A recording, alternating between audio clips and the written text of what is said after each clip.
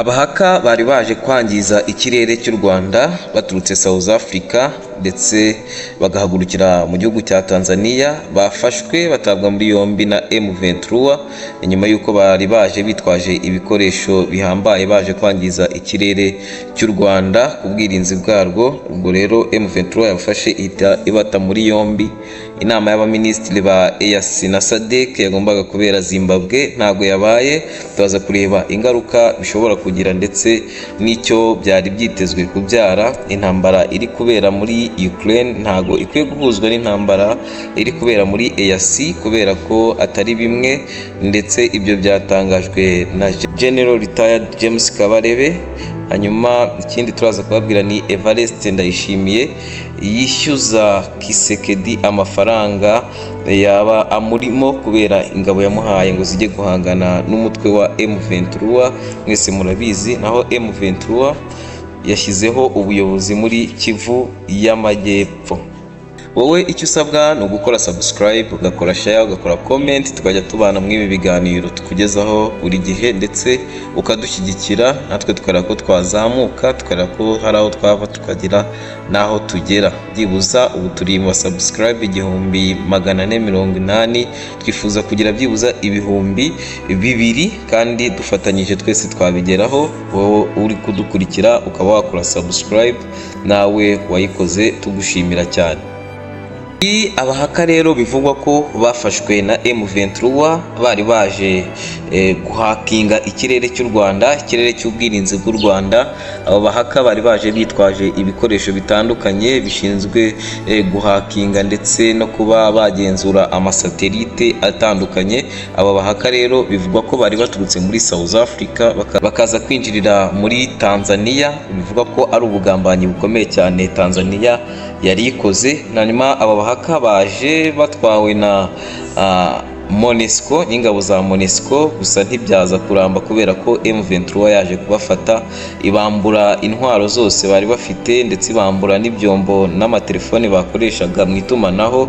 Hanyuma biza kugaragara ko iyi MONUSCO ariyo yari itwaye aba bahaka bari baje kuvogera ikirere cy'u Rwanda ku bw'ubwirinzi u Rwanda rwashyize mu kirere kubera ibitero bitandukanye Repubulika Iharanira Demokarasi ya Kongo yari ikomeje kugaba u Rwanda no gushaka guhungabanya umutekano w'u Rwanda.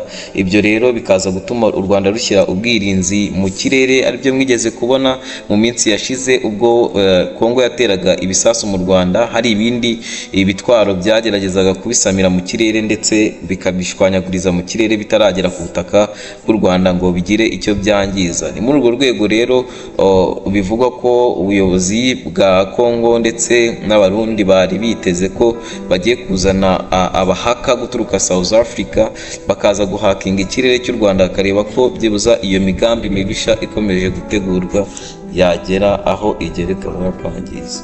Ni inkuru ivugwa ko rero aba bahakazi baba bafashwe bagatabwa muri yombi ndetse bagashyirwa mu maboko y'ubushinjacyaha bwa M23 kugira ngo bakomeze gukora iperereza bamenye niba kuko aribyo byabagenzaga mu by'ukuri. Naho inama y'abaminisitiri b'ibihugu bya EAC ndetse na SADC yagombaga kubera muri Zimbabwe ntago yabaye ku mpamvu zigiye zitandukanye, ubwo hari ibihugu bimwe na rimwe bitagiye byitabira ndetse hakaba n'ibindi bitagiye bitumirwa, bigatuma ibindi nabyo byivumbura ntibibe byitabira iyi nama, bigatuma iza gusubikwa.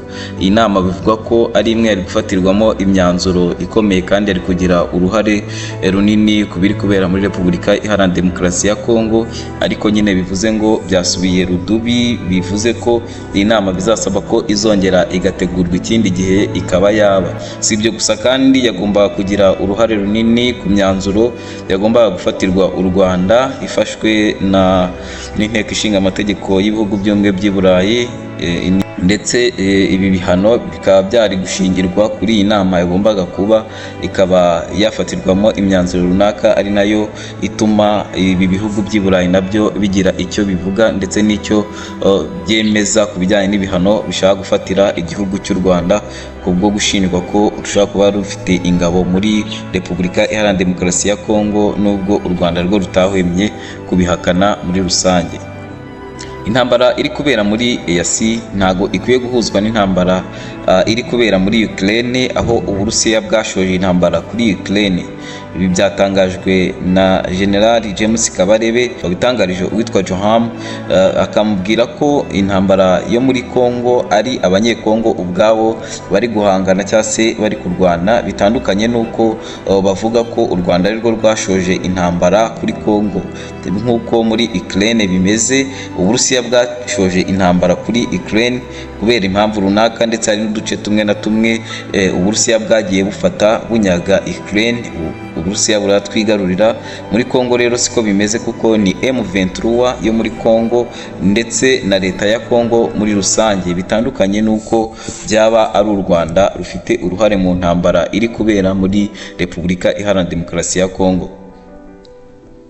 Evariste Ndayishimiye ari kwishyuza Felix Antoine Kisekedi Kilombo amafaranga amubereyemo bitewe nuko yamuhaye ingabo zikajya kumurwanirira ndetse zikarwana n'umutwe wa M23. Ibi ngibi bibaye nyuma yuko uyu nguyu Ndayishimiye w'u Burundi, ni perezida w'u Burundi, atangaje ko Felix Antoine Kisekedi agomba kumwishyura nyine amafaranga amubereyemo kubw'ingabo yamuhaye zikajya kumufasha kurwana urugamba bahanganyemo na M23. Nyamara nubwo izi ngabo z'u Burundi zahatikiriye ku bwinshi, bavuga ko ari nk'umujinya cyangwa se akahinda n'akababaro Evariste Ndayishimiye afite kubwo kubura ingabo ze, ariko akaba atarimo kubona n'amafaranga Kisekedi amubereyemo cyangwa yamwijeje kugira ngo amuhe. Ntago ziriya ngabo z'u Burundi zagiye muri Repubulika Iharanira Demokarasi ya Kongo ku buntu, ahubwo zagiyeyo kubera ko zigomba kwishyurwa, u Burundi bagomba kwishyurwa amafaranga kugira ngo bahashye M23, ariko bikaza kwanga n'ubundi M23 bikarangira ibihanangirije ndetse ikabatsinda ikabica ku bwinshi bagataha amara masa. M23 kandi yashyizeho abayobozi muri Kivu y'Amajyepfo, yashyizeho guverineri mushyashya ugomba kuyobora iyi ntara ya Kivu y'Amajyepfo, akaba yahasubiza ku murongo ndetse akaba yagarura umutekano n'amahoro muri rusange. Aho M23 rero ivuga ko hari haciye iminsi hatariho abayobozi bo muri aka gace ko muri Kivu y'Amajyepfo, bikaba byatumye rero bashyiraho undi mu guverineri mushyashya ugomba kuhayobora ndetse akahitaho. Nyuma y'uko igisasu giteye mu baturage muri Bukavu, abaturage bamwe bagapfa, biravuga ko umuyobozi wa AFC Colonel Nanga yagize umujinya cyane, akaba yarakaye ku rwego rukomeye cyane, akagira akababaro gakomeye, ivuga ko hari ibintu bimwe na bimwe bishobora guhinduka rwose, ukabona intambara ikomeye kandi ikaze ishobora guhuza Repubulika Iharanira Demokarasi ya Kongo nka leta ubwayo ndetse na M23 umutwe bahanganye muri iyi ntambara.